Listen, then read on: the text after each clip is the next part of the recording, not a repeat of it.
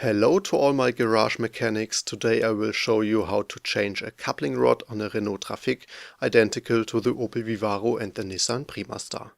Coupling rods are parts that wear out, so sooner or later they will break. You'll notice a broken coupling rod by rumbling when driving over potholes or bumps, and also the TÜV will complain because it's a safety relevant part. So we are replacing them now. In my case, both coupling rods left and right were worn out. The procedure is exactly the same on both sides, so I will only show the case of the right side. Before the video starts, please note that you do this on your own responsibility and I'm not liable for any damage to the vehicle or injuries. This video is only meant for assistance.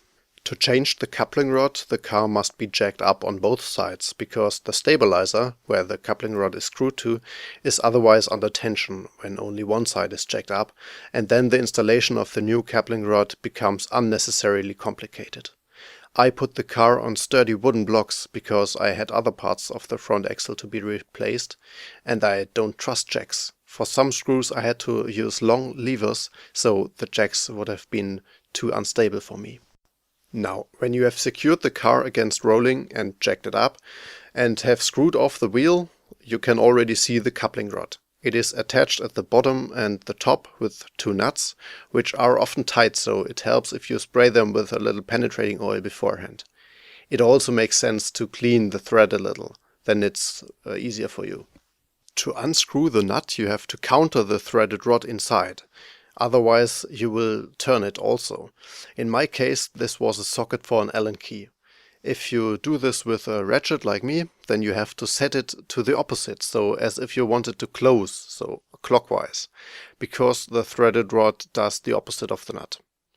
At the bottom I had the problem that I didn't get in with the Allen key due to rust and dirt. And with the Torx I spun it round. I then took a pair of pliers that you can lock. With that I gripped on the one side with the rubber sleeve, pinching also some rubber, it's broken anyway, and then it worked. When you have unscrewed the two nuts, you can simply take out the coupling rod. Remember how the coupling rod was installed, so on which side the nut sits. Now you can clean the contact surfaces a bit and then install the new coupling rod.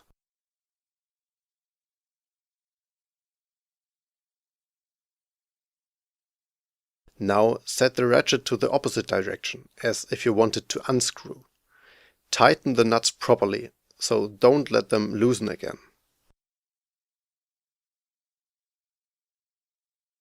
When the nuts are tight, you're basically done. Wheel back on, car off and ready. I hope this video and my explanations helped you.